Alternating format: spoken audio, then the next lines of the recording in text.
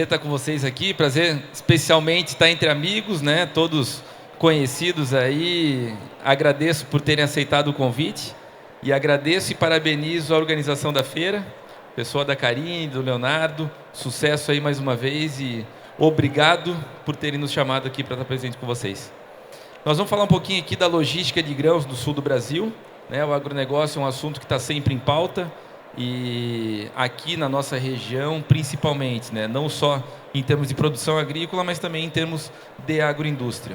Então, nós temos representantes aqui dos principais complexos portuários aqui do Paraná e de Santa Catarina, representantes de terminais, representantes de entidades empresariais e um representante da principal concessionária de ferrovias aqui do Brasil, que é a Rumo Logística. Então, para começar aí um pouquinho do bate-papo, eu queria convidar o Rodrigo Bufara, que está representando aqui a Cotriguaçu, Cooperativa Central do Paraná. Ele que responde aí pelas operações da Cotriguaçu, no terminal do grupo, que fica no Porto de Paranaguá. Para que você falasse um pouquinho para nós, Rodrigo, o que mudou em Paranaguá nos últimos anos, né? Paranaguá era símbolo, toda a safra de soja, de filas quilométricas de caminhões, eram 40 quilômetros de fila, quase chegando em Curitiba. Né, era sempre um caos logístico e hoje Paranaguá é uma referência em termos de organização, em termos de produtividade, né, em termos de escoamento da safra de grãos.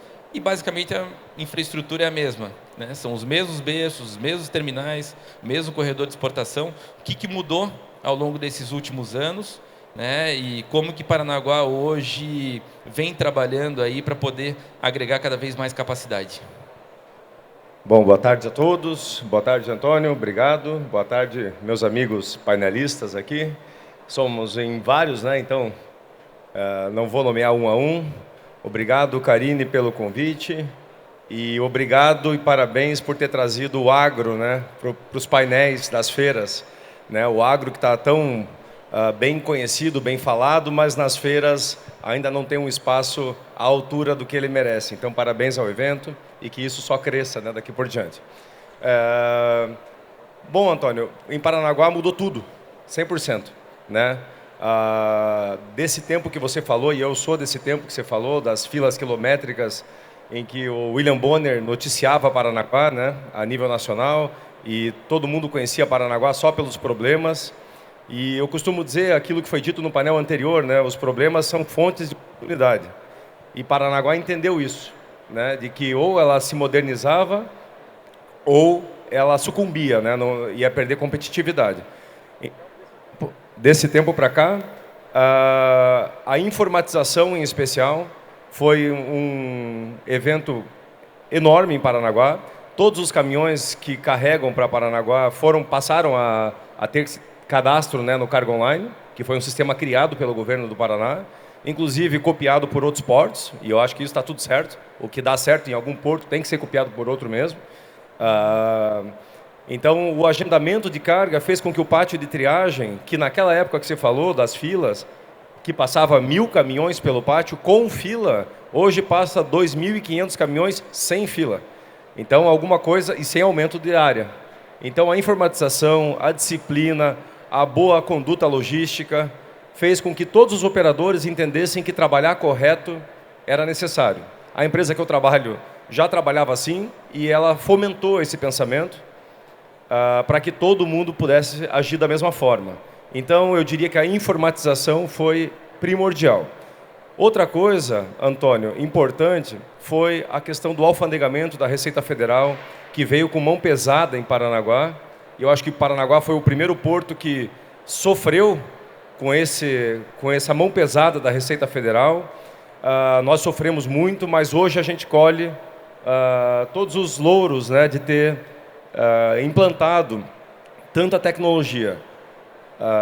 Só no terminal que eu trabalho são 150 câmeras instaladas, aí tem OCR, que todo mundo aqui conhece, cancela para tudo quanto é lado, informatização para todos os lados, fez com que tudo isso fosse, a logística ganhasse dinamismo, rapidez, fluidez, e também, não posso deixar de esquecer, algo que poucos sabem e trago aqui para a feira, que fora tudo isso, o Paranaguá se organizou na água.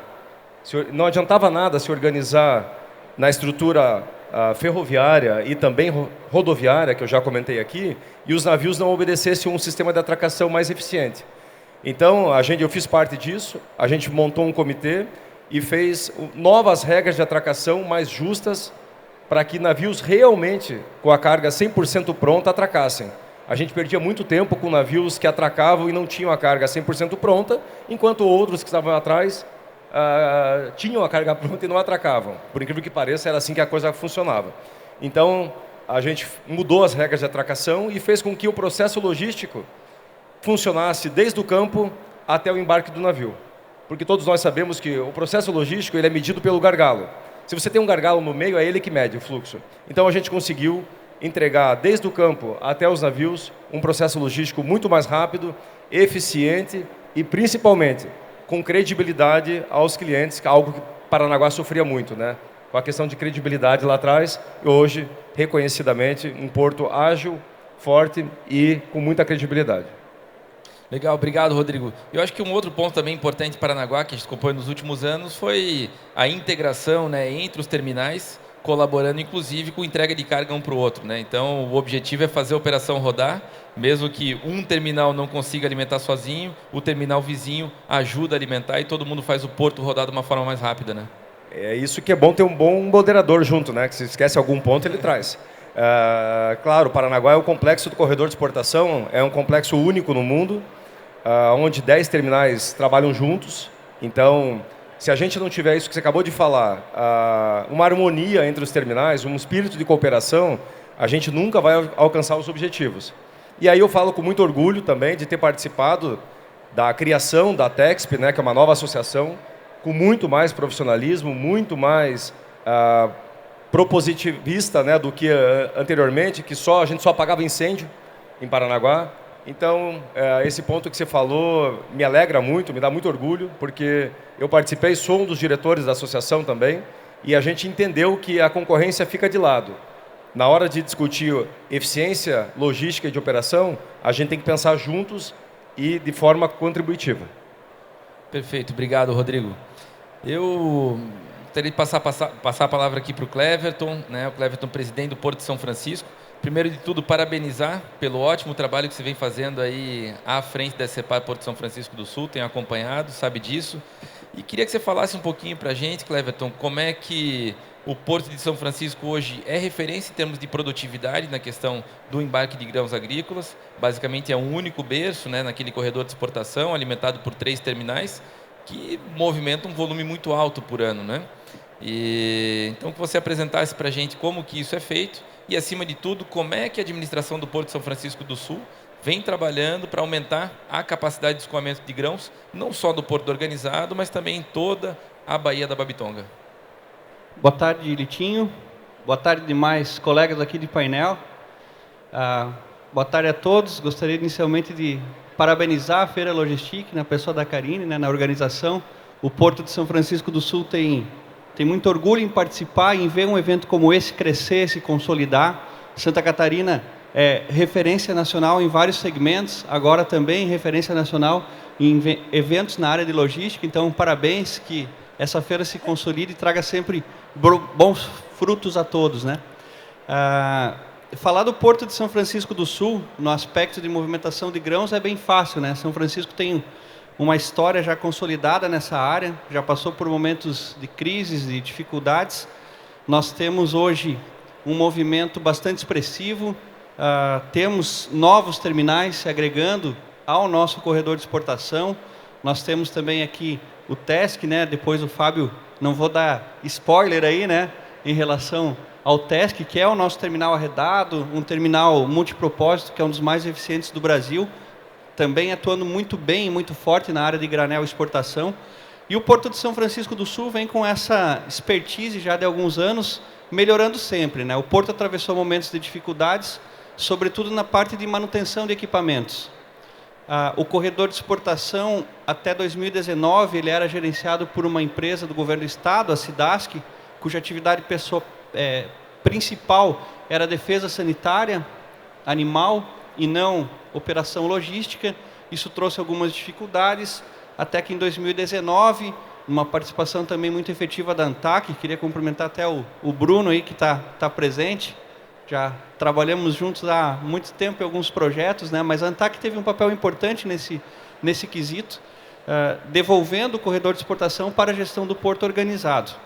O porto organizado ele passou também por uma transformação em sua administração. Em 2019, coincidentemente, o ano em que o corredor de exportação foi assumido pelo porto, o porto passou a ser uma empresa. Uma empresa gerida a partir de premissas de lógica empresarial, de lógica privada, mesmo sendo uma empresa pública. Isso se acentuou sobremaneira a partir do início da gestão do governador Jorginho Melo. No início de 2023, o governador Jorginho Melo ele nos deu uma missão. Olha, o porto ele tem que ajudar, ele não pode atrapalhar a vida dos empreendedores. E isso vale para todos os segmentos de carga. Vale para o granel, para o fertilizante, para a carga geral, que são as 3 cargas que são operadas lá em São Francisco do Sul. Então, a primeira missão foi, o que fazer para não atrapalhar? Nós identificamos que na área da operação de granel e exportação, o que estava atrapalhando era a falta de manutenção de equipamentos. Uma manutenção, um programa de manutenção consistente, que pudesse, de fato, ser mais preventivo do que resolver problema depois dele acontecer. Tínhamos casos lá que estourava uma correia, nós tínhamos que pedir uma correia do terminal privado do nosso vizinho, que nunca faltou, aliás, essa parceria, essa boa sinergia com os terminais privados. Mas isso não podia mais acontecer porque travava muito a operação. Então, nós fizemos um programa arrojado de manutenção. Nos últimos 2 anos, nós tivemos, em 2023, a maior série histórica de movimentação, o berço 101, que é um berço dedicado com prioridade para a movimentação de soja e de milho, fez 8,5 milhões de toneladas, talvez aí a maior produtividade na área de grão por metro quadrado de cais, né? Isso foi possível justamente porque nós conseguimos inverter essa lógica na parte de manutenção de equipamentos. Nesses últimos 2 anos, por exemplo, a gente reduziu o tempo de parada não programada de 34% para 12%. Os terminais privados, a Bung, a Terlogs, conseguem se programar, o nosso terminal graneleiro, e pensar melhor no planejamento. Alguém brincou, a gente criou, o Litinho, como bom moderador, criou um grupinho aqui, tá? Para a gente discutir o que cada um falaria, como é que seria, para ninguém dar canelado no outro. E alguém até brincou, né? Logística se faz com planejamento. Acho que foi o Rodrigo, né? Que o Litinho convidou a gente para o almoço em cima da hora, para ninguém ir no almoço. Ele não queria pagar a conta. Mas serviu para uma reflexão, né? Sem planejamento a gente não consegue avançar na logística. E eu acredito, Litinho, que esse seja o grande passo. Na área de planejamento, estamos profissionalizando a nossa gestão interna da empresa também. Nós hoje somos um dos 3 portos públicos com a certificação ISO. Temos um sistema de gestão integrado com a ISO 9000 e com a ISO 14000, que nos deram um ganho de produtividade muito grande nos processos internos. Então, hoje a gente tem um programa de manutenção, mais de 4 milhões ao ano investidos no corredor de exportação, e agora estamos fazendo investimento. 2 editais abertos esse ano para parte de despoeiramento, era um equipamento muito antigo do corredor de exportação, estamos adequando também a todas as premissas de sustentabilidade e também fazendo investimento no chip loader, mais 12 milhões de reais. Então, esse ano ainda vamos investir mais 25 milhões, preparando o Porto de São Francisco do Sul para consolidar a sua movimentação nesses segmentos de carga. Muito bom. E faltou falar que o Porto de São Francisco é sempre referência também no índice de gestão da autoridade portuária, né?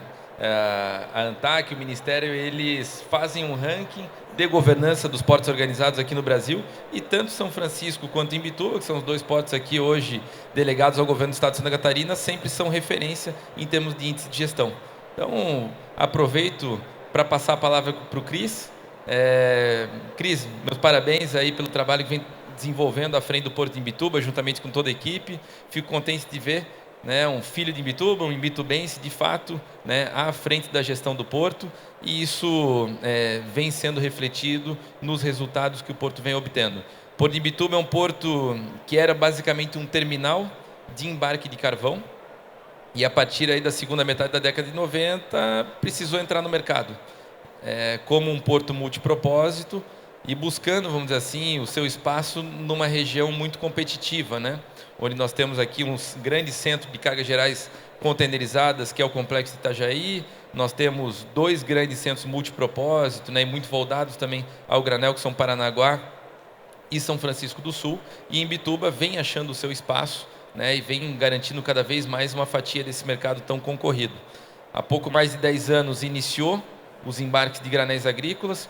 Quando começou as operações de granéis agrícolas em Imbituba, fazendo sistema de carregamento de navios com grabe, guindaste, né, não um sistema especializado com correio e shiploader, como é o caso de São Francisco e de Paranaguá, muita gente dizia que aquilo ali não ia dar certo, né, que a produtividade era baixa, que seria muito caro, que aquilo ali seria só uma solução emergencial e que logo não continuaria. Mas não foi isso que aconteceu, né, Cris? Imbituba, ano a ano, foi aumentando a sua participação. Hoje, a movimentação de granéis agrícolas em Imbituba já é uma realidade. As produtividades aumentaram muito, né, daquela época para hoje, mas ainda tem muito mais para fazer, né, Cris? Então, eu queria entender de você como é que o Porto de Imbituba vem se organizando, vem trabalhando, vem planejando para poder aumentar a capacidade, consolidar de vez essa carga por lá, né, e criar condições ainda melhores de escoamento dessa movimentação de granéis agrícolas. Perfeito, Litinho. Litinho, Antônio Carlos Guimarães, mas para nós que nos conhecemos há muito tempo, nosso amigo Litinho, queria agradecer por estar aqui ao lado de tanta gente importante, sabe tanto de Porto. Para mim, uma atividade nova, né? Sou advogado, não atuava na área jurídica, só atuava na área jurídica, mas fui convidado pelo governador Jorginho Melo a fazer parte da diretoria no início de 2023 e no início desse ano convidado a assumir a direção da presidência do Porto de Imbituba. Para mim uma grande honra, né? Minha cidade, eu sei da importância que o Porto tem para Imbituba, para a região sul. Então uma honra estar aqui com todos vocês. Estamos muito felizes de estar participando da Logistic em parceria com São Francisco.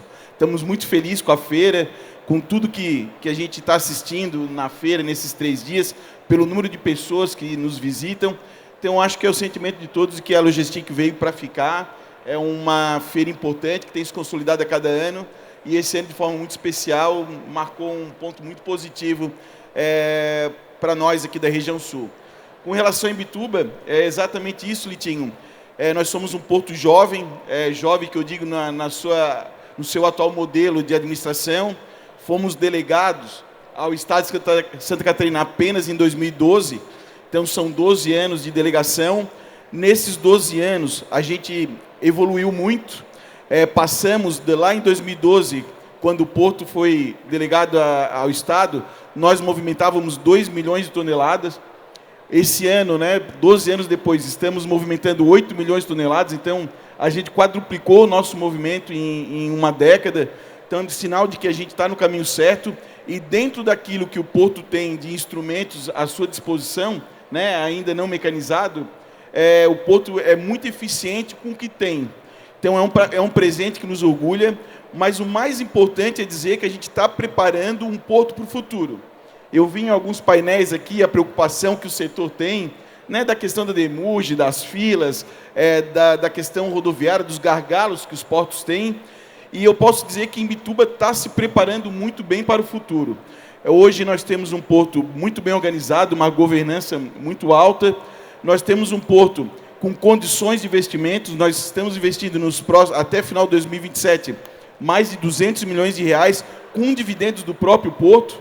Então, são os lucros do porto nos últimos anos que nos dão condição de fazer esse investimento. Então, nós vamos viver uma nova história do Porto de Imbituba no futuro. Esse 8 milhões de toneladas que hoje a gente movimenta, no futuro muito próximo vai, apesar de nos orgulhar hoje, mas no futuro muito próximo vai ser um número antigo, porque o Porto está se preparando. Nós estamos investindo nos nossos 3 cais, estamos ampliando os nossos cais, o nosso calado natural, que já era bom, né, de profundidade de 15,5, no berço 1 e 2 também vamos ter no berço 3 de 15,5, um berço totalmente revitalizado. E aí, com os contratos de arrendamento que o Porto tem para o futuro, provavelmente já no início de 2026 nós iremos para leilão, para novos arrendamentos. Então, com os investimentos já contratados de mecanização, de shiploader, de esteira, o Porto está se preparando para poder ter uma operação mecanizada como hoje é de São Francisco. Apesar de hoje nós movimentarmos 12 mil toneladas dia com o que a gente tem, com a mecanização a gente vai passar de 30 mil. Então, um porto que hoje fica 6 dias no cais para fazer uma operação, vai fazer 1 dia e meio, 2. Somado a esses investimentos de cais, né, que é o mais importante, nós também estamos se preparando com gates.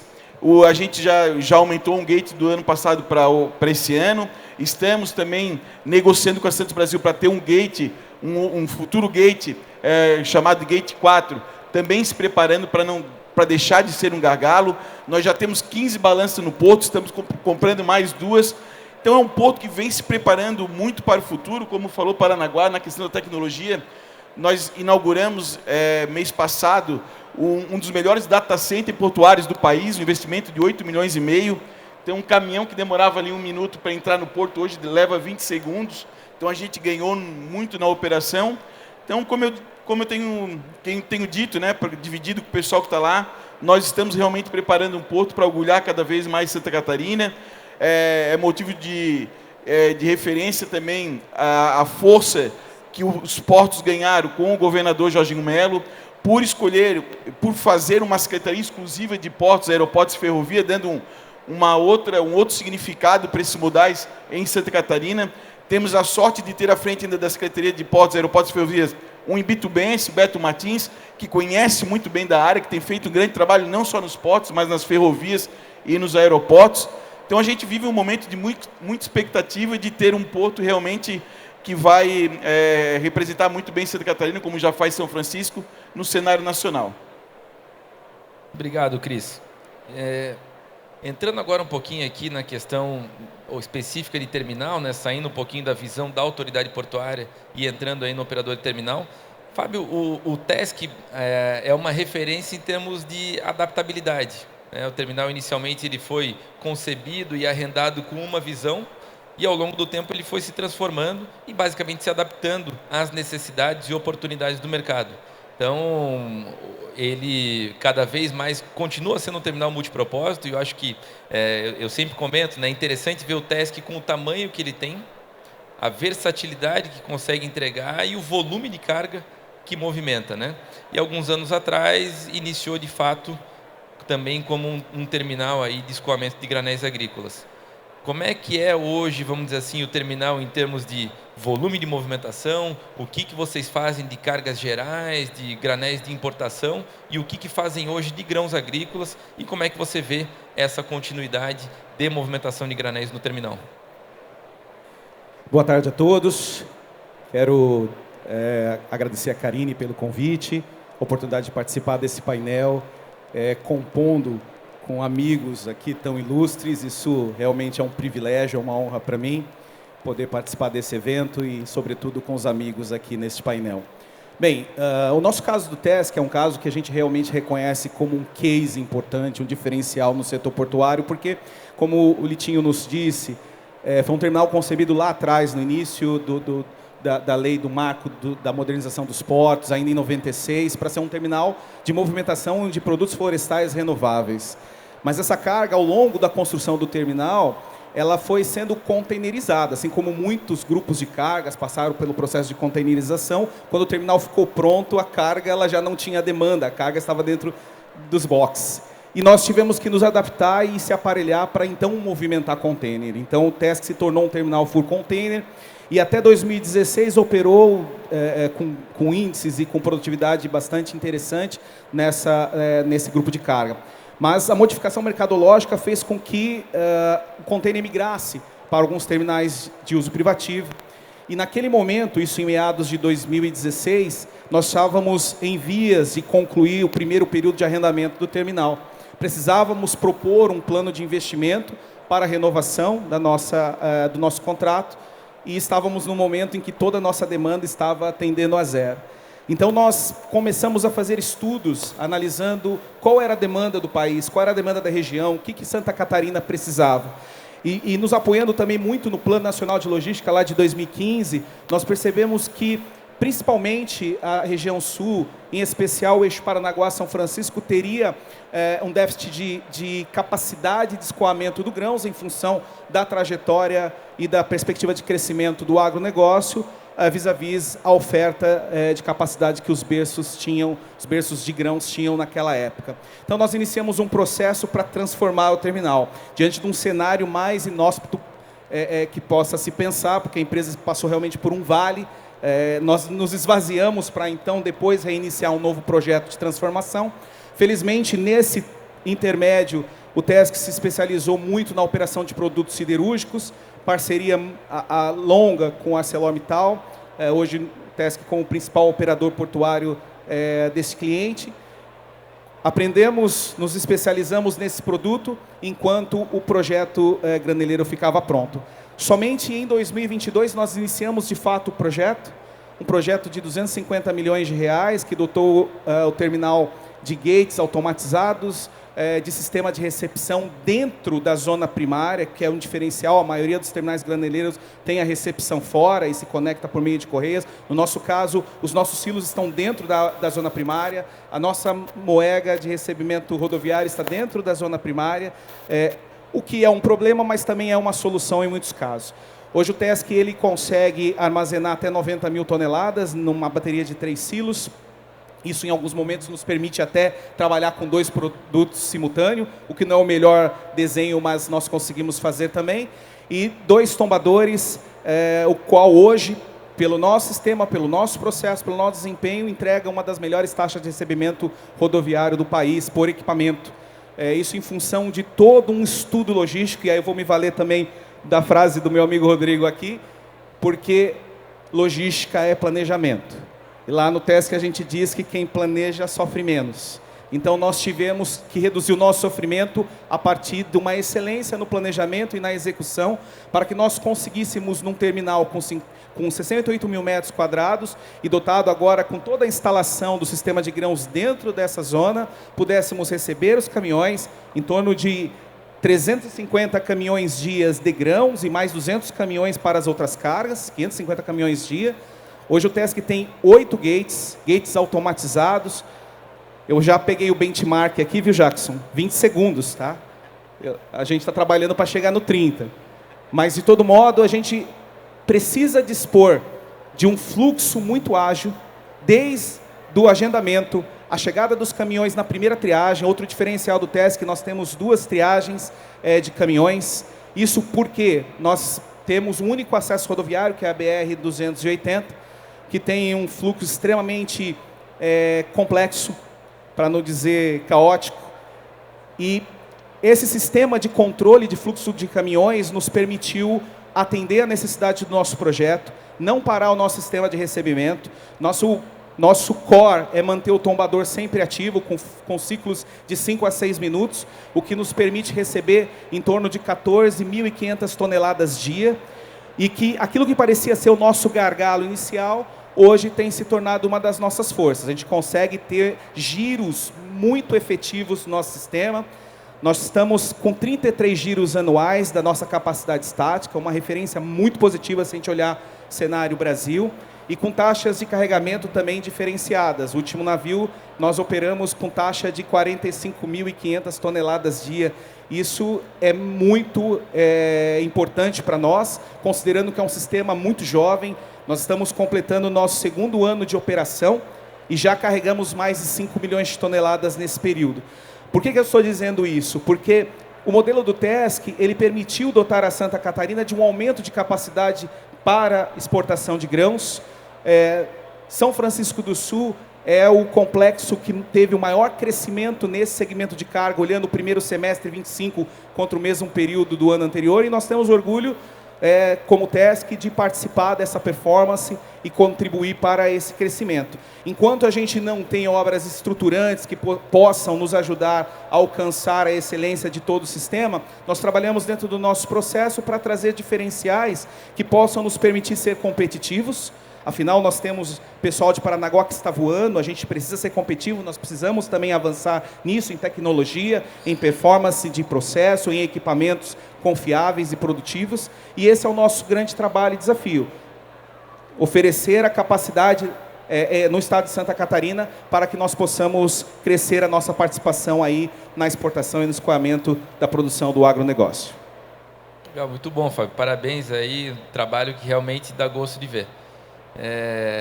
Queria agradecer a presença do Israel aqui conosco, agradecer a Rumo Malha Sul por estar participando aqui do debate com a gente.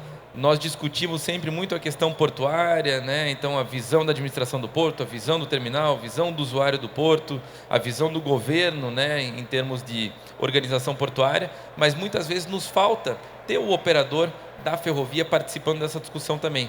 E no caso dos granéis agrícolas, a movimentação ferroviária ela é fundamental, né? Ela tem uma extrema importância e, com certeza, a gente tem muito para desenvolver ainda nessa área. Então, prazer estar com você aqui. Obrigado pela Rumo ter se disponibilizado a vir aqui para a Logística e participar desse painel.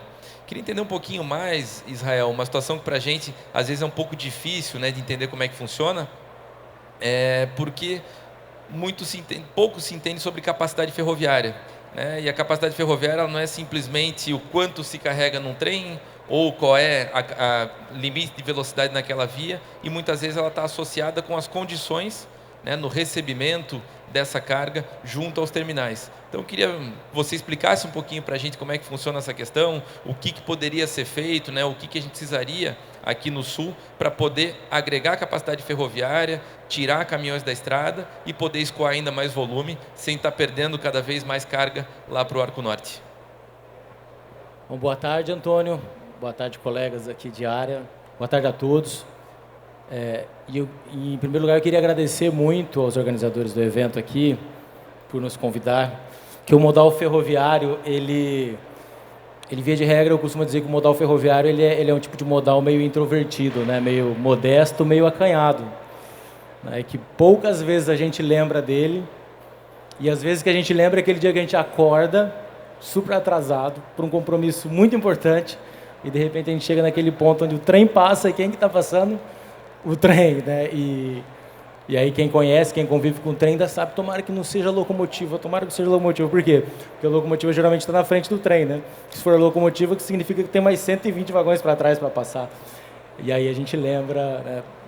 Mas é introvertido por quê? Porque a maior parte do tempo o trem está passando por regiões que não tem interferência urbana e isso facilita muito esse processo de escoamento, mas a gente também sabe, né, que a gente passa por diversos municípios e são nesses pontos que a gente, né, o trem passa ali e a gente começa a fazer as perguntas, né? Quem não conhece o modal ferroviário, poxa, o trem está passando aqui, nossa, quando será que o trem transporta? Como é que o trem funciona? Como é que está o trem no Brasil?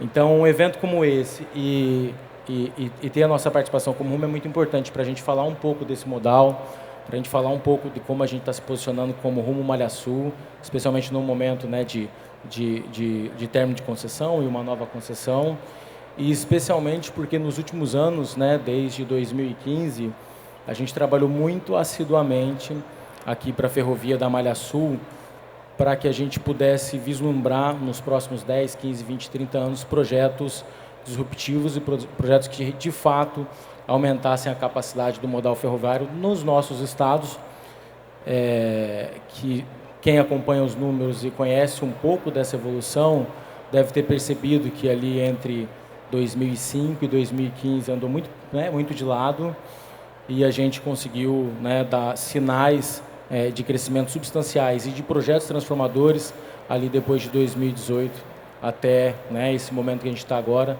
Eu queria conectar um pouco, né, esses projetos que nós participamos, conectar um pouco desse momento de logística e esses projetos portuários que foram, né, trazidos aqui.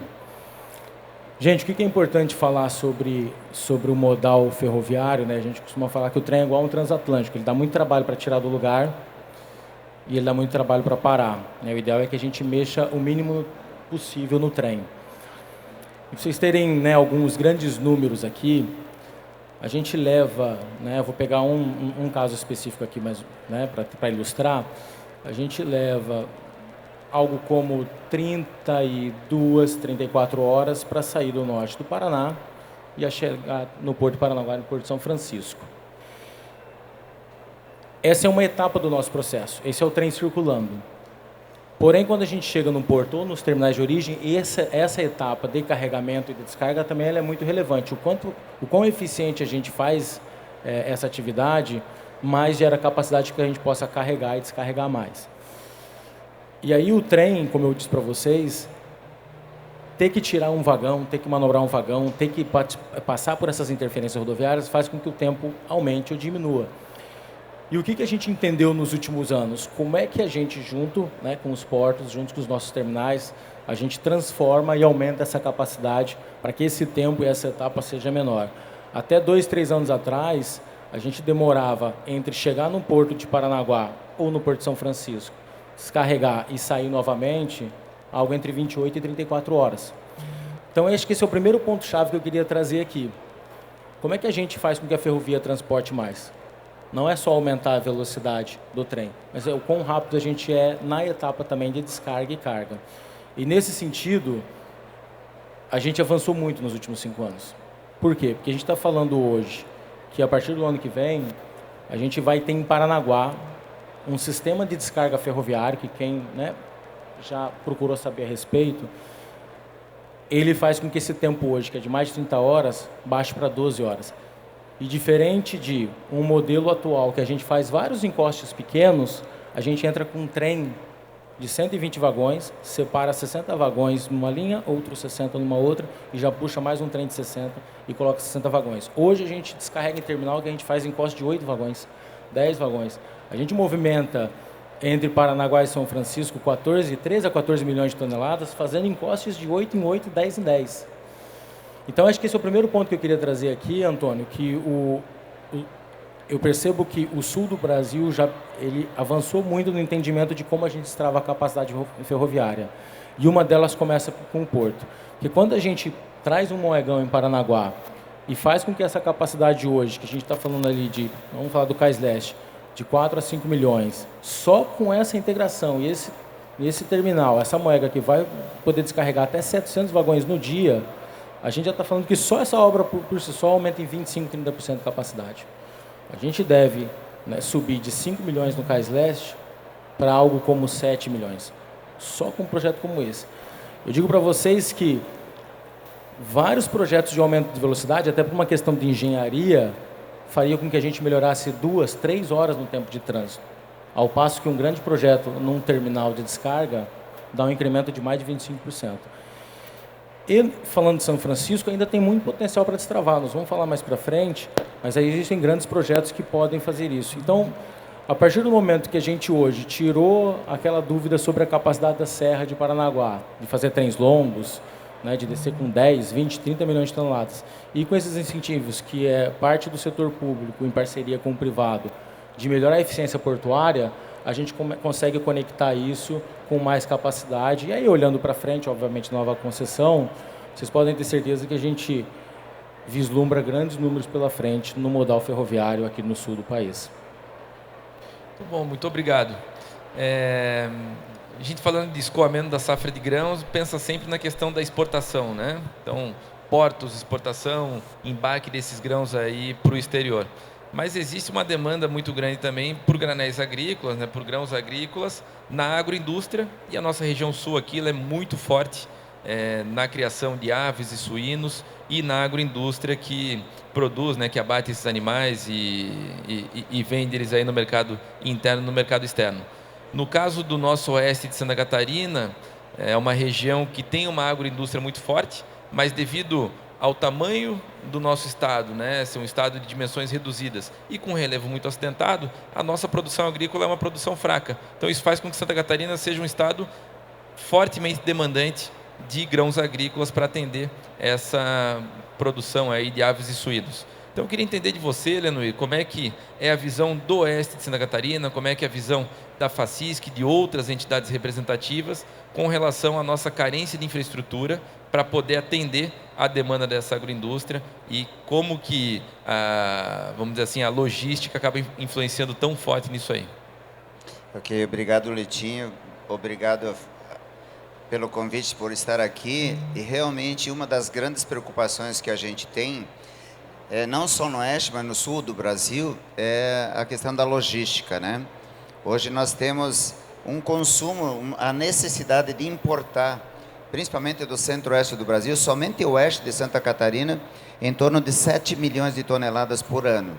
Quer dizer, esse volume de grão, né, que somente para atender o nosso estado, o nosso consumo é muito elevado, Isso tudo de caminhões que normalmente saem do oeste, vão até o centro-oeste, fazem 2.000, 2.500 quilômetros para subir vazio, voltar carregado com 40 toneladas de grão. Quer dizer, se a gente tivesse um trem fazendo isso, nós teríamos um vagão carregando 3 caminhões praticamente, né? Nós teríamos uma economia muito maior se a gente tivesse uma ferrovia acontecendo nesse trecho. E hoje, gente, o que nós temos de iniciativa para novas ferrovias, todas estão do Arco Norte para cima, né? Nós temos todos os projetos de ferrovia, inclusive uma ferrovia que vai ligar a Bahia ao Peru, né, que está sendo estudada, inclusive por um grupo chineses. São 4.500 quilômetros de ferrovia para sair de um oceano ao outro, enquanto nós temos uma necessidade urgente de importar grão da maneira mais barata possível. Se somar o que nós temos no norte e noroeste do Rio Grande do Sul, o sudoeste e oeste do Paraná, que também traz grão já do Mato Grosso, nós vamos a 20 milhões de toneladas. E quando você fala de números, gente, nós temos 66% desse transporte que é feito de caminhão, é rodoviária, 17% nós temos no Brasil de transporte ferroviário, mas grande parte disso, inclusive, envolve a própria Vale, que transporta minério de ferro. Então, esse número não é de grão, não. De grão é bem menos. Nós temos 9% de cabotagem, que é a transferência de um porto ao outro, e em torno de 5,5% que é a navegação de fato. Para uma produção de grão, né, que hoje nós temos 55% do grão hoje produzido no Brasil é centro-oeste, 11% norte e nordeste, 9% no sudeste, e onde nós mais consumimos grão, que é no sul, nós temos 18% somente. Então, é necessário que a gente mude essa visão sobre o transporte. Quem estava aqui mais cedo teve a oportunidade de ouvir do presidente da FETRANSESC que a longevidade média dos nossos motoristas hoje passa de 57 anos. Nós temos 11% dos motoristas hoje com mais de 70 anos de idade. E nós temos de 18 a 30 anos, que é a idade que os motoristas poderiam trabalhar com mais tranquilidade, inclusive nós temos em torno de 18%. Então, o que a gente vê desse movimento todo nas nossas estradas, para um motorista, imagina um motorista sair do oeste de Santa Catarina ou do norte gaúcho e ir até o centro-oeste e voltar com uma carga de grão. Isso é doloroso para todo mundo, sem falar no custo, que a gente está falando que uma ferrovia poderia ter redução até 30% do custo do transporte se a gente tivesse essa nova modalidade. E não é concorrente. O que a gente defende, à primeira vista, é que talvez o transporte ferroviário acabe com o transporte rodoviário. O que não é verdade, né? Porque nos Estados Unidos é o maior consumidor de caminhões do mundo e é também o país que mais tem ferrovias. China investe em ferrovia, muitos valores. A Europa hoje é um grande centro de ferrovias. E nós, nos anos 1930, nós tínhamos no Brasil em torno de 30 mil quilômetros de ferrovia. Hoje ainda existem os locais onde essa ferrovia transitava, né? Mas muitos trilhos já foram roubados, dormentes já apodreceram, porque dormente era tudo de madeira, né? Então, nos anos 30, nós tínhamos 30 mil quilômetros. Hoje nós temos em torno de 20 mil, mas operando em torno de 15 mil quilômetros de ferrovia somente em operação. Diversos trechos de ferrovia abandonado, né, que a gente pode melhorar, pode fazer com que esses trechos sejam reutilizados e que a gente consiga, de fato, investir numa modalidade de transporte que, além de ser economicamente viável, ambientalmente correto, porque hoje também se viu aqui quanto um caminhão libera de gás tóxico, né, de gás de efeito estufa, e sendo que a gente reduziria muito essa quantidade havendo trem. E, de novo, para lembrar, não ficar aquela preocupação de que os nossos motoristas vão perder o emprego, né? Na verdade, eles estão envelhecendo, né? Vocês ouviram que já 70 anos, muita gente já está aposentada, né? Com 70 anos, voltou para a boleia, nós chamamos de boleia do caminhão, né? Para poder fazer essa substituição aos novos motoristas que não querem mais operar longas distâncias, e é o grande drama que a gente enfrenta hoje, que nós precisamos trabalhar juntos, tanto o transporte rodoviário quanto ferroviário, para trazer uma logística mais eficiente para o Brasil, que nós estamos perdendo produtividade e competitividade se a gente não tiver ferrovias acontecendo, isso num prazo urgente. Nós precisamos que isso seja imediato, Litinho. Legal, muito bom. Obrigado por compartilhar essa visão conosco aí, Lenoir. E vamos caminhando aí para a fase final já do nosso painel. Eu queria fazer uma pergunta aí para o Rodrigo, né? O Israel comentou um pouquinho sobre o projeto do Moegão em Paranaguá.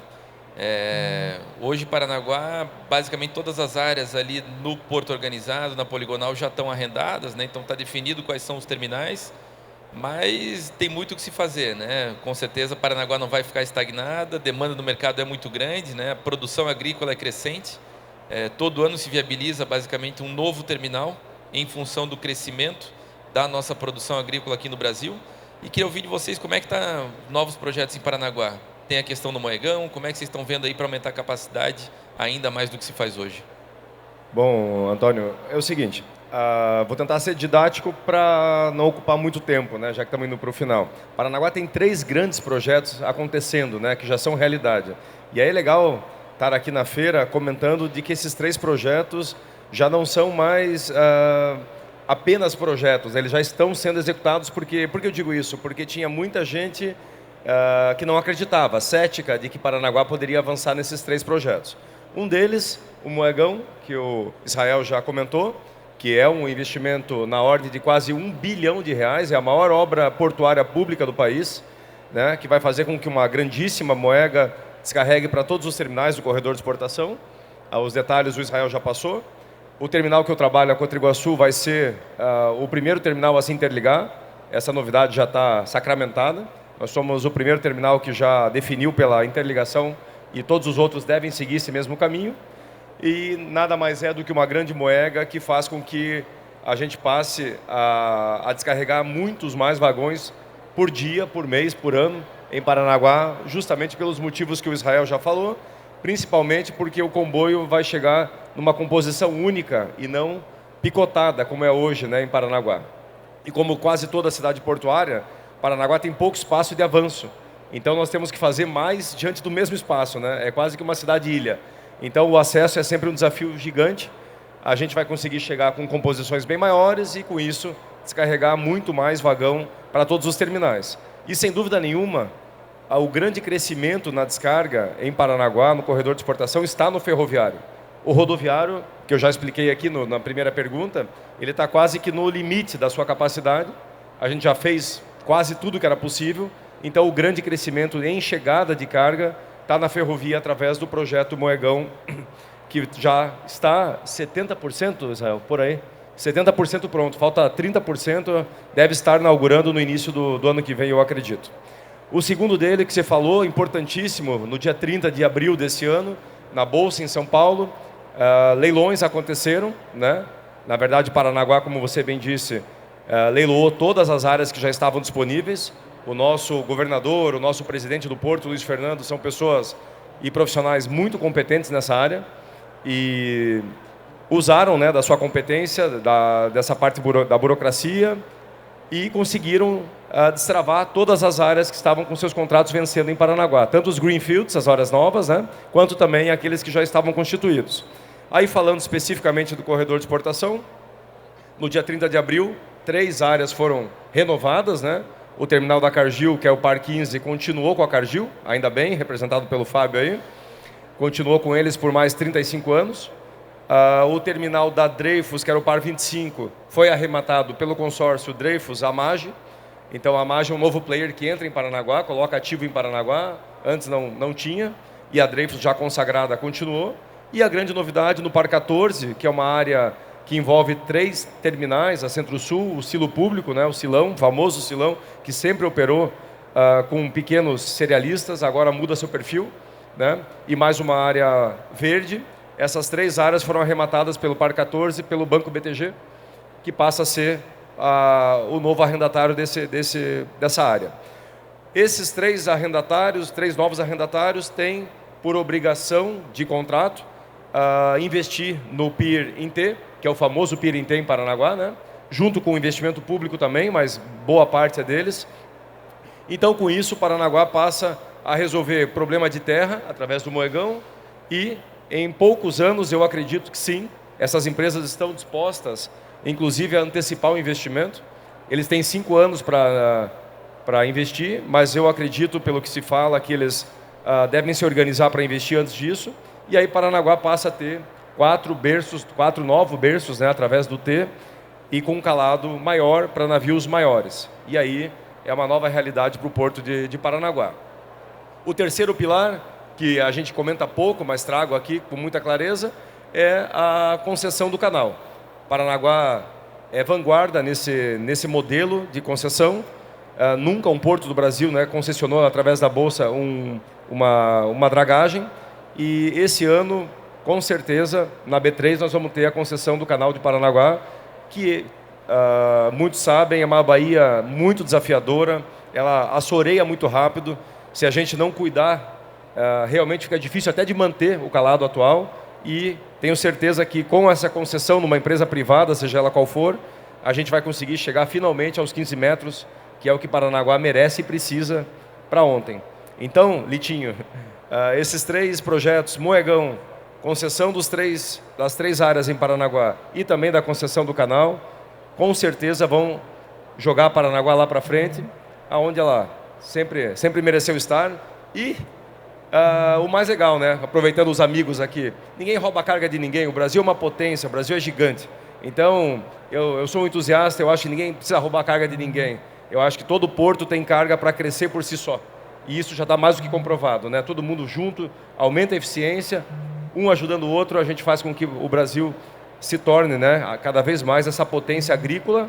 E como você bem lembrou, ao meu amigo aqui, não só agrícola, né, mas agroindustrial, do qual o Paraná também é uma potência, né? O grupo que eu trabalho é uma potência e faz com que a gente não só exporte soja, milho, farelo, mas também muito frango, né, para o mundo inteiro. A gente exporta frango, o Paraná exporta frango para 170 países. Então, às vezes, a importância de trazer esses números aqui, essas informações, para lembrar o quanto o agro brasileiro deve sim ocupar um espaço de destaque em todos os painéis nas feiras. Obrigado a todos e pelo espaço, Litinho, parabéns pela condução. Legal, obrigado, Rodrigo. E a infraestrutura, na verdade, ela também fomenta a atividade econômica, né? Então, a infraestrutura ela precisa andar na frente, né? E, naturalmente, criando condições de infraestrutura, a atividade econômica ela acaba vindo junto. Cleverton, falamos aqui da evolução que vocês tiveram em São Francisco, né? O corredor de exportação de vocês aumentando produtividade, o TESC hoje já é uma realidade em termos de movimentação de grãos, agora tem o projeto do TGSC também, que vai agregar capacidade, e a BR-280 está colapsada cada vez mais, né? O Marcelo Darceló estava aqui agora há pouco, ele é um grande entusiasta desse assunto. Como é que vocês estão trabalhando hoje, né? Se pudesse falar para nós em poucas palavras, para melhorar a condição de acesso terrestre, para poder alimentar esses terminais aí? Primeiro é continuar fazendo milagre, né? Movimentar 17 milhões de toneladas com uma BR com pista simples só em Santa Catarina. Passando Araquari ali, crescendo cada vez mais. Passando Aracari, canal o do Linguado. A gente faz milagre porque nós somos muito bons no que fazemos. Santa Catarina tem essa característica, essa peculiaridade de muito trabalho, muita dedicação. Superamos os obstáculos, esperamos continuar assim. Nós temos uma previsão de crescimento em São Francisco do Sul, pelos dados do nosso plano mestre. Em 10 anos vamos duplicar nosso volume de carga, vamos passar de 17 milhões para 34 milhões. Isso falando só da parte de São Francisco do Sul, sem levar em conta os terminais em Itapoá, Coamo, que está se instalando em breve. Então, com o volume trazido desde 2023 pelo TESC, com a entrada em operação do TGSC esse ano E com o aumento no volume de cargas em São Francisco, nesse mês de julho, nós crescemos 46% em relação a julho do ano passado, crescemos 7% em relação ao ano passado, nesse mesmo período. Então, o desafio é muito grande. Infelizmente, Santa Catarina contribui a cada R$100 que a gente passa para o governo federal, nós recebemos R$10 de volta. Então, o pacto federativo ele precisa ser revisto. Não é justo que Santa Catarina continue entregando tanto, essa é uma luta do governador Jorginho Melo, e receba tão pouco. Santa Catarina, o Paraná, o Sul não precisam de dinheiro federal, eles sempre se deram conta do recado. Que bom! Mas para o Brasil continuar crescendo de forma sustentável, esse bolo tem que ser dividido de forma mais justa, para que a gente também tenha melhores condições de continuar entregando mais. Dada essa inércia do governo federal, a BR-280, eu não sei o que acontece, entra governo, sai governo e não, o projeto de duplicação não avança. Nós recebemos um comando forte do governador Jorginho, façam alguma coisa. Então, estamos entregando, numa parceria com o Sindicato dos Operadores Portuários, um projeto de recuperação, de criação de uma quarta faixa, que vai ajudar o Porto, vai ajudar o TESC, vai ajudar o TGSC. Vamos criar ali uma faixa de 1,4 quilômetros para melhorar o fluxo na entrada do Porto, para tentar mitigar um pouquinho do problema também com os cruzamentos com o trem, né? Como o colega colocou, a hora que vem um trem de 120 vagões ali, o Valdecir, que opera fertilizante, já não tem cabelo, mas ele fica de cabelo em pé. Então, a gente tem buscado alternativas, dada a nossa eficiência, vamos aplicar 12 milhões e meio de reais agora nessa obra da quarta faixa. Então, uma obra pequena, diante de quem deveria fazer, já que não faz, a gente vai fazer.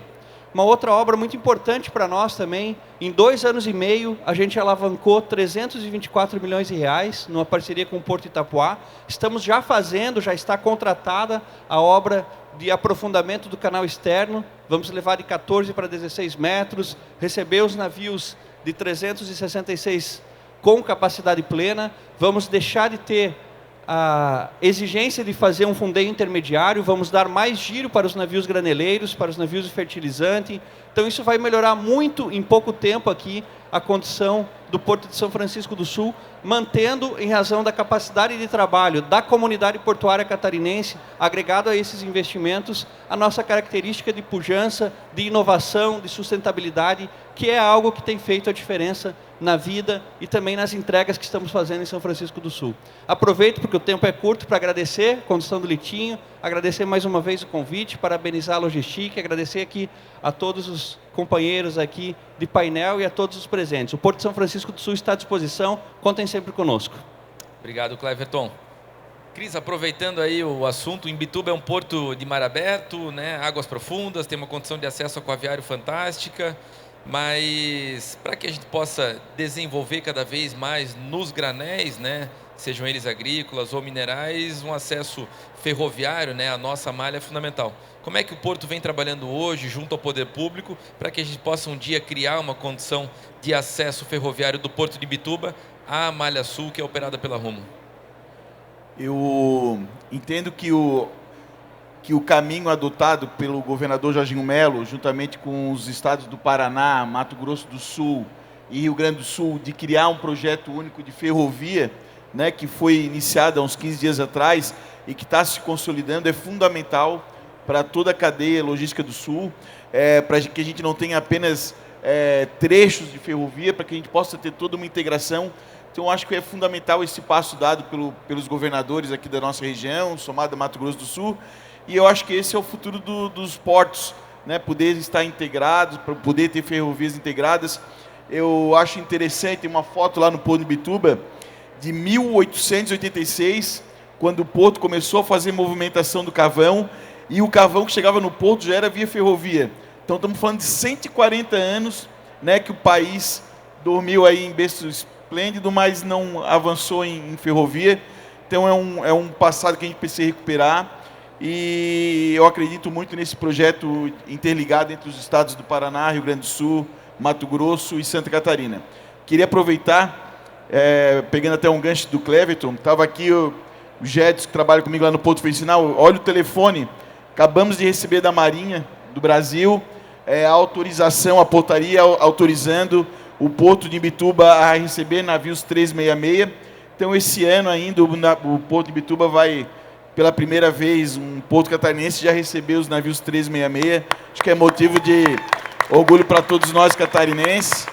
E é o caminho que São Francisco está chegando, nós também chegamos. Eu acho que é um orgulho para todos nós. Para encerrar também, que eu estou vendo ali que o tempo está acabando, queria agradecer pelo papo de alto nível que todo mundo desenvolveu aqui, agradecer ao Litinho mais uma vez pela boa condução e já aguardar a próxima Logistic para a gente estar aqui novamente. Muito obrigado. Legal, obrigado, Cris, parabéns aí pela conquista. Fábio, o que vocês fazem lá no TESC hoje é milagre, receber 14, 15 mil toneladas por dia de caminhão com 2 tombadores naquele acesso complicado que existe hoje em São Francisco, né? Mas como é que vocês veem aí a possibilidade do TESC ter uma ligação ferroviária para poder receber granéis agrícolas também por ferrovia? O TESC, originalmente, o projeto de grãos do TESC, ele contemplava um desvio ferroviário, mas era um projeto que importaria em a composição entrar dentro do terminal e que resultaria em mais uma passagem de nível, além de todo o problema que a composição dentro do terminal causaria para a operação do próprio terminal. Em discussões posteriores com a própria Rumo, com a autoridade portuária, as áreas de engenharia entenderam que aquela forma, aquele desenho que inclusive tinha sido previamente aprovado, não ficava de pé, não tinha viabilidade operacional. Então nós abortamos aquele projeto, estudamos outras alternativas de construção de uma moega no curso da ferrovia, em áreas da Rumo, mas não encontramos uma solução que não conflitasse com os usuários atuais, não conflitasse em especial com futuros projetos. Então, como nós estamos num cenário em que há uma iminência de uma renovação ou nova concessão da Malha Sul, já em 2027, e também um projeto do DENIT ferroviário de um contorno, além da própria limitação da capacidade que a ferrovia hoje poderia oferecer, nós acabamos substituindo esse projeto de investimento, deixamos on hold a conexão com a ferrovia, o que nunca saiu dos nossos corações nem da nossa mente. A gente tem o objetivo de, no futuro, retomar esse projeto, assim que essas variáveis forem resolvidas. Então, a questão da concessão, a questão do desvio ferroviário, a gente está pronto para avançar com o projeto de ferrovia, ou ainda por meio de uma parceria com alguma estrutura que hoje tem a recepção ferroviária. Eu tenho berço, eu tenho capacidade adicional de escoamento, de carregamento, outros players têm a moega ferroviária, então é possível alguma parceria nesse sentido. Enquanto isso, a gente vai avançando na nossa infraestrutura aquaviária. Nós temos um aumento do nosso pier, uma obra importante, vai dotar o terminal de um berço plenamente operacional, berço 300, isso deve incrementar mais de 1,5 milhão de toneladas ano de capacidade para o terminal. Então, enquanto uma solução não vem, nós estamos trabalhando na outra. Eu acho que esse é o grande diferencial do setor portuário, enquanto projetos estruturantes do gate para fora não acontecem, do gate para dentro, e dentro das instalações no entorno tem eficiência diferenciada. Todos têm apresentado um grande e vistoso projeto de avanço, os processos estão muito mais modernos, os portos estão muito mais tecnológicos, e não fosse isso, obviamente, todo o sistema já tinha parado, já tinha colapsado de vez. É por isso que a gente vai fazendo os milagres, né, Cleverton? Trabalhando com muito empenho, com muito esforço, com criatividade, com inovação e tentando driblar os desafios que são inúmeros. Muito bom, parabéns. Nós já estamos com o tempo estourado, mas eu gostaria, Israel, que você pudesse fazer suas considerações finais, né? E, acima de tudo, falar um pouquinho sobre as perspectivas que vocês têm aqui na Rumo, né? Em termos de movimentação de granéis agrícolas nos portos do Sul, né? Pudesse compartilhar um pouquinho conosco a visão de vocês. Eu vou tentar rápido aqui conectar, acho que os últimos comentários sobre ferrovia, né? Que acho que ficou claro para todo mundo, com o conceito de ferrovia e um pouco até com o nosso trabalho, né? Nessa etapa de término da concessão e uma nova concessão para frente. O Cleverton trouxe um ponto importante. A gente, dentro da Rumo, a gente tem São Francisco como um case também. A gente é 2 vezes mais eficiente por metro linear de São Francisco do que em Paranaguá. Com 3 terminais, a gente faz quase 4 milhões de toneladas. E aí a pergunta que sempre vem assim, São Francisco conseguiria dar um salto com poucas mudanças? Não é simples, mas para vocês terem uma ideia, a gente chega a manobrar ou interromper aquela PN quase 30 vezes no dia em função dos encostes. Tira vagão, coloca vagão, em apenas 3 terminais. A gente já fez essa simulação. Se hoje não houvesse aquela PN, na verdade essa PN é um divisor de águas, né, entre a própria cidade, a comunidade, os terminais e a própria ferrovia. A gente, só de não ter essa interrupção, que seria bom para a comunidade e também para a ferrovia, a gente saltaria para quase 6 milhões. Com os mesmos terminais, sem nenhuma grande obra estrutural. E como comentado pelo colega aqui, né, colocar mais uma ali, mais um acesso, aí que a gente iria colapsar. Por outro lado, quando a gente começa a perceber o movimento que a gente está tendo nos 3 estados, isso é animador. E acho que é papel nosso, inclusive, o setor privado, junto com o setor público, e nós, como sociedade, fomentar e exigir e trabalhar cada vez mais para que essas parcerias público-privadas destravem a capacidade e aumente a nossa competitividade em logística aqui, né, nós falando do sul do país. Para mim, o Moegão é um case. Lá em 2018, 17 para 18, quando percebeu-se que houve uma solução para aumentar a vazão da Serra de Paranaguá e ter trens de mais de 10 mil toneladas, que até então era uma utopia, e Paranaguá já percebendo, a diretoria pública de Paranaguá percebendo que o futuro de Paranaguá era uma expansão muito grande, leilões, novos terminais, eles já perceberam que não teria como resolver isso se não fosse através da ferrovia. E lá já foi concebido um projeto que está sendo finalizado agora, entregue em 2026, de uma grande moega ferroviária para poder dar conta disso. E esse trabalho, como o colega trouxe aqui, no estado de Santa Catarina, no próprio Rio Grande do Sul, é papel nosso. A gente está trabalhando exaustivamente e não sei se todos têm conhecimento, né? A Rumo, como holding anterior, fez um spin-off no final do ano passado. Hoje a Malha Sul tem uma diretoria dedicada, exclusiva, né, que através do spin-off a gente tem um CEO que conduz de forma, com muita autonomia, total autonomia, para ser bem direto para vocês, todo esse projeto, né, de término de concessão e a próxima concessão, para que a gente desenvolva e elabore um projeto de logística de capacidade para o sul do país vencedor. Como curiosidade, toda a diretoria que foi instaurada para esse spin-off da Rumo Malha Sul é todo mundo do sul. O CEO é gaúcho, eu sou paranaense, o nosso CFO é paranaense, a nossa diretora de gente, ela é paranaense também. Então, é uma turma que tem uma conexão muito grande com o sul do país. Então, vai além só da questão executiva e corporativa, mas tem um lado também da nossa região, né, das nossas origens.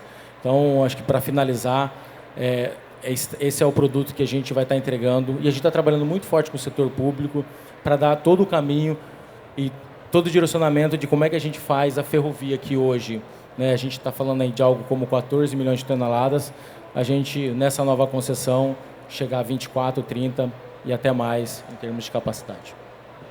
Legal, muito obrigado. A gente já está estourado aqui, mas eu acho que um ponto importante, né, é que o setor produtivo como um todo vem fazendo o seu papel muito bem, né? Desde o agricultor, que é referência hoje em termos de plantio e produtividade, os terminais portuários como um todo aí, que vem fazendo o seu papel, né? Dentro do terminal são muito eficientes, o operador, né, logístico, o operador ferroviário, né, o transportador de cargas, né, o caminhoneiro fazendo o seu papel, mas como o Cleverton comentou, ainda principalmente aqui no Sul, a União deixa um pouco a desejar em termos do retorno, né, desse repasse de valores. Então, as federações, né, que organizam esse setor produtivo têm um papel importantíssimo nisso, na defesa do interesse regional aqui, do nosso interesse local. A FACISC é muito atuante nesse sentido, mas a gente tem muito o que fazer ainda, né, Helena, em termos de garantir uma melhor infraestrutura e garantir o retorno, né, desses valores que são gerados aqui no Sul, que é bastante produtivo.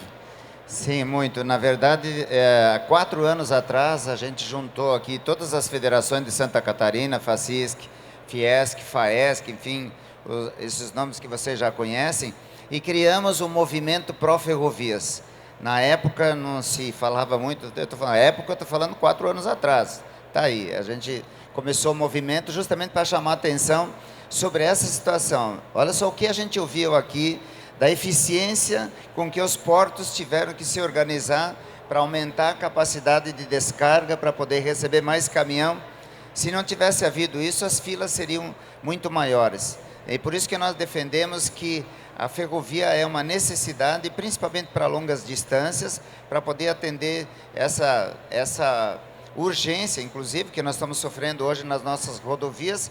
A nossa produção no Brasil vai aumentar e muito. A estimativa é que daqui a 10 anos a gente esteja produzindo 40% a mais do que estamos produzindo hoje, e as estradas ainda serão as mesmas. Então a gente precisa de fato juntar a iniciativa privada com o poder público, trabalhar junto, fazendo um movimento para que de fato a ferrovia aconteça nesse país.